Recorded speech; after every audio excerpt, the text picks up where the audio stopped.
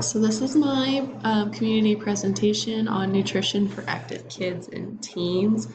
Thank you guys all for listening, and I hope you learned something today. I've got some good key tips and information for you. So first, nutrition and performance. As a kid at your age, your optimum performance as an athlete, as doing this training class you do, your performance does not require dieting, supplements, and or performance enhancing drugs. You don't need any of that to do your best. So that's important to remember. As an active child or teenager, how much you eat will play a big role in your athletic performance and your growth. If you fail to get enough calories, it can lower your performance, hinder your growth, and increase your chances of injuries if you're not getting enough or enough of the right types of foods. Caloric intake is really important for this reason as well. Active kids or teens need higher calories than their peers that are not active. It's just a balance, energy in. If you are putting more energy in, being more active, you're going to burn more calories. You're going to need to eat more food. You need to balance it. If you're working out too hard, not eating enough, that's not good. And if you're not working out and you're eating too much, that is also not good. And each can come with issues. Extra calories for these active teens and kids will help them grow, strengthen their muscles and bones, and enhance their activity performance so they have enough energy to get their activity done. So a good amount, depending on how active you are, calories for a kid or teen could be anywhere from 2,000 to 5,000 calories a day. This obviously depends on age, size, and activity level. So it's important to remember that. You do not need to diet or restrict. Active teens and kids should never really diet unless a doctor approves it or recommends it under certain circumstances. But other than that, it's really not necessary. And it's kind of sad because like in gymnastics or obviously wrestling, but I think gymnastics, it happens a little more because there's more women who take it more seriously personally. When they get pressure from their coaches or peers to be a certain weight, this could happen in like dance as well. And because of this, they can start having eating disorders such as bulimia or anorexia. So it's just not good. You're active, you're young. There's no need to restrict any food groups or foods. With that, it's important to eat all different kinds of food groups. Trying new things, keeping an open mind to new stuff can help kids and teens get adequate caloric intake, not get bored with what they're eating, get the right amount of nutrients and the right amount of macronutrients that they need to perform and have enough energy to perform effectively. This happened to me when I was in basketball in high school. Our coach would tell us to carb load the night before a big game. And I guess when I would think of that, I'd always think of spaghetti or some kind of pasta, but it's really important to eat all food groups so you can perform your best. You need all. You need fats, you need carbs, and you need protein. So don't get too full on carbs. Don't take it so literally when they tell you to carb load. So that takes us into macronutrients. The three main macronutrients, sometimes you'll hear them called macros, include protein, carbohydrates, and fat. Each of them are equally important. You need all of them in your diet, and they're all energy sources that the body uses. So for active teens, the average amount of like carbs, protein, and fat are listed here. That you should have in your diet. This gets kind of specific. So 45 to 65% carbs, 10 to 30% protein, and 25 to 35% fats. So I like this picture here, just the puzzle pieces, because it means you need all of them in your diet. Not too much of either one, just a really good balance. We'll start with protein here. So 1 gram of protein equals 4 calories. Protein is essential for building and repairing your body, like your muscles, um, anything that breaks down. That's what you need protein for, to build it back up. And it averages 50% of our body weight. Sources of high protein include chicken, beef, fish, turkey, eggs, cheese, tofu for my vegetarians, and beans and lentils as well are all good sources of protein. Carbohydrates, also known as carbs, you'll hear a lot. 1 gram of carbs also equals 4 calories. This is your body's favorite source of energy. It's its go-to.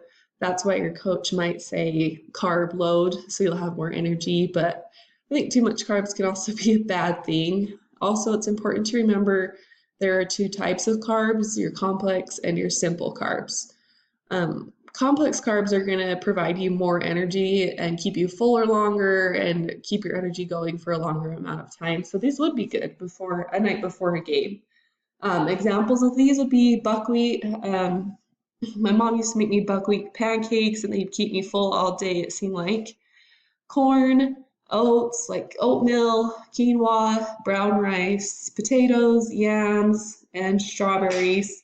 Those are just some examples, but simple carbohydrates are more like your pop, your candy bars, other certain types of fruits. It's just broken down quickly and doesn't really provide you with enough energy for the day. And so you'll be hungry later with those. Whereas complex carbohydrates are broken down into glucose for energy and they take longer to break down, and that's why they last longer and give you more energy. And they also have fiber, which is a really important part of your diet and your digestive system. Fats. So a lot of people think fats are a bad thing, but they're not. They're super important for your body. 1 gram of fat equals 9 calories, so they're a little more, they equal out a little more calories than your protein and carbs. So this is a really good source of energy for your bodies as well. And fats help the body absorb fat-soluble vitamins, which we need. Those fat-soluble vitamins are A, D, E, and K. So there's 3 types of fat, mono, unsaturated, polyunsaturated, and saturated. And can you guess which one's the best? It's monosaturated fat. That's the best type of fat for your body. And sources of that are like olive oil, avocado or avocado oil, peanuts, peanut butter, cashews, walnuts, and even the fats found in fish like salmon. So don't shy away from fats. Fats are a good thing and your body uses it and needs it. These are not macronutrients, these would be micronutrients, but vitamins and minerals are really important as well. Our body needs them for every bodily function you can think of. But 2 that are important for athletes are calcium and iron. You can get these through the food you eat. So iron assists oxygen to get to your muscles so your muscles can keep going during your physical activity. You can get iron from lean meats like chicken and lean fish, and also green leafy vegetables such as kale and broccoli. Calcium is a really important one as well. It helps build really strong bones, and it just makes your bones thicker and stronger so they're not brittle and break easy, which you don't want when you're playing sports, especially if you're playing contact sports. Sources of this: milk, yogurt, cheese, and vegetables. Another important thing that goes with nutrition that I think some kids forget about, or teens, is you need plenty of fluids, plenty of water. Our body's made up of a lot of water, and everyone requires a different amount, just based off of like how intense of a workout you get or sport, body weight, and age.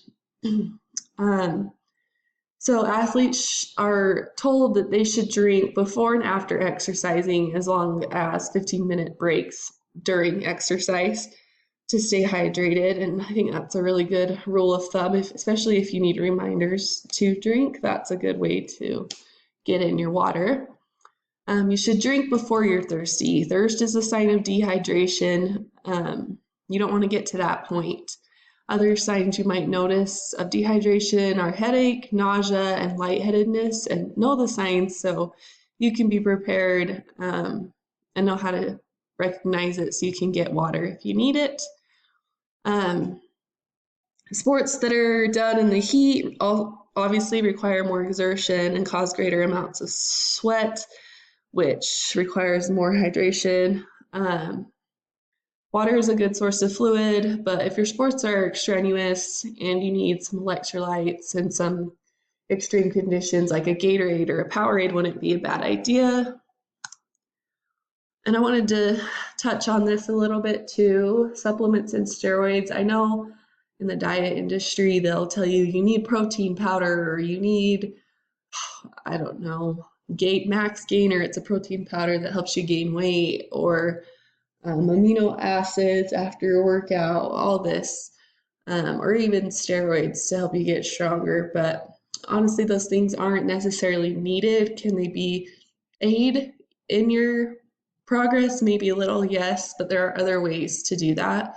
For example, instead of a protein shake, you can just eat a protein source like we talked about earlier, like chicken. But if you are trying to get your protein in, then yeah, a protein drink could be a good way if you're not feeling like eating chicken.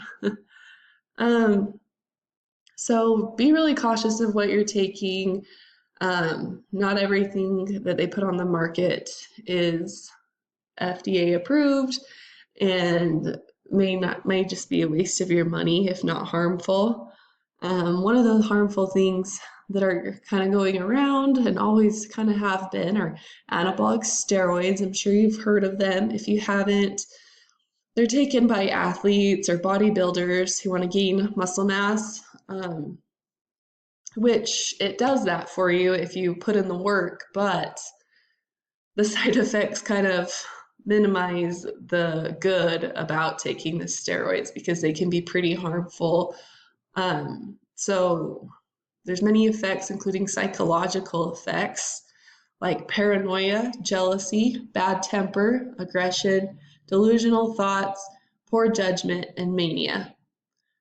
If you're a male and you're taking steroids, negative physical effects that could happen are shrinkage of the testicles, low sperm count, baldness, and breast development. Physical effects in females would be facial hair or abnormal body hair, where women don't normally have that body hair. Smaller breast size, baldness, menstrual cycle issues, the clitoris increases in size, and the voice becomes deeper. Physical effects in teenagers.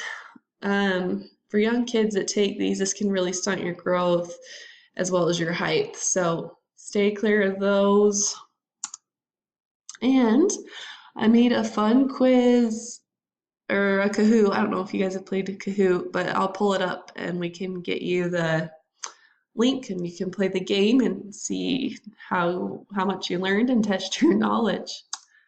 Thank you for listening and being a part of this. I really appreciate it and I hope you learned something. Here's my references if you guys have any questions. Thanks for watching.